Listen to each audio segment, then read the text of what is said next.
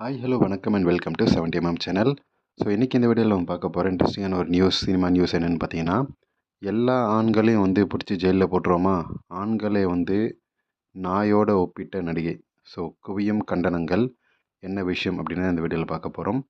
நடிகையும் முன்னாள் எம்பியுமான நடிகை ரம்யா அப்படின்னு சொன்ன பெருசாக தெரியாது. குத்து ரம்யா, இந்த பொல்லாதவன் படத்திலலாம் நடிச்சிருப்பாங்க, அந்த நடிகை தான் ரம்யா. அவங்களோட இன்னொரு பேர் திவ்யா ஸ்பந்தனா. தெருநாய்க்கள் பிரச்சனை தொடர்பான விசாரணையின் போது உச்சநீதிமன்றம் தெரிவித்த ஒரு கருத்தை அவர் பதில் சொல்லியிருக்காரு. அதில் ஆண்கள் நாயோட கம்பேர் பண்ணி பேசிய விஷயம் பெரிய ஒரு சலசலப்பை ஏற்படுத்தியிருக்கு.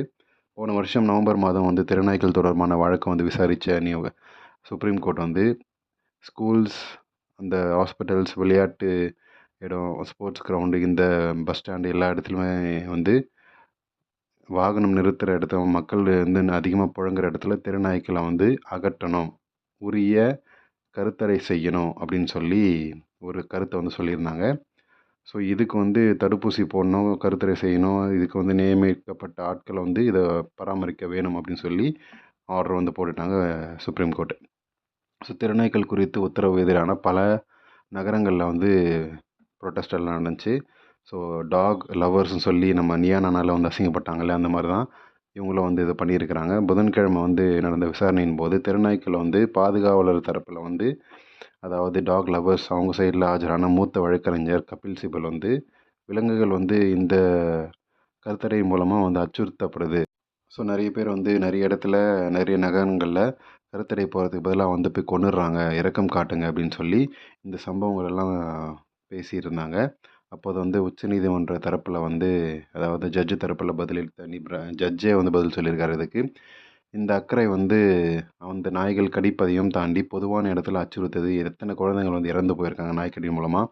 ஸோ இதை இந்த உணர்வை நீங்கள் எப்படி பார்க்குறீங்கன்னு சொல்லும்போது, காலையில் எந்த நாய் எந்த மனநிலையில் இருக்குன்னே தெரியாது. இது ஒரு வளரும் நகரத்தில் நாய்கள் அகற்றணும், இந்த மாதிரி விஷயங்கள் செஞ்சு தான் ஆகணும் அப்படின்னு சொல்லியிருந்தார்.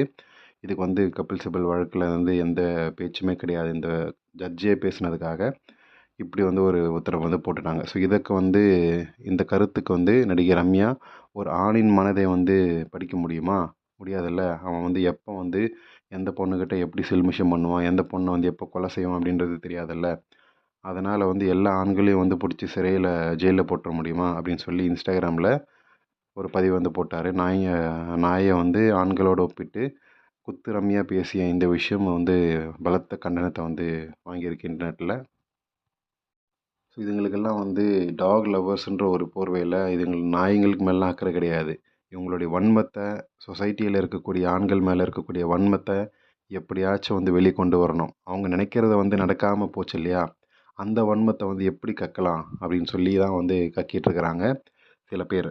ஸோ சின்ன குழந்தை, ஒரு நியானானா கூட பேசியிருப்போம், பார்த்துருப்போம் இல்லையா.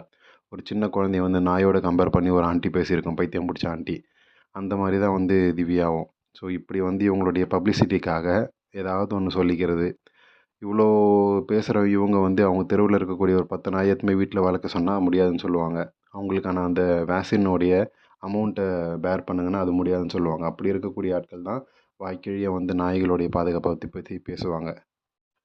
ஸோ இப்படி பேசக்கூடிய ரம்யாவுடைய பாஸ்ட்டெல்லாம் பார்த்திங்கன்னா ரொம்ப கர்ண கொடூரமாக இருக்கும். பல நடிகர்களுடைய ப்ரொடியூசர் கூட இவங்க லிங்க் இருக்குதுன்னு சொல்லி பேசியிருந்தாங்க, நியூஸே போட்டிருந்தாங்க. ஏன் எம்பி சீட்டுக்காக பல பொலிட்டீஷியன்ஸ் கூடலாம் லிங்க் வச்சுருந்தாங்க அப்படின்ற ஒரு பேச்சும் குத்து ரம்யா மேலே இருக்குது. அதுக்கெல்லாம் என்ன பதில் சொல்ல போகிறாங்க அப்படின்றதான் தெரியல.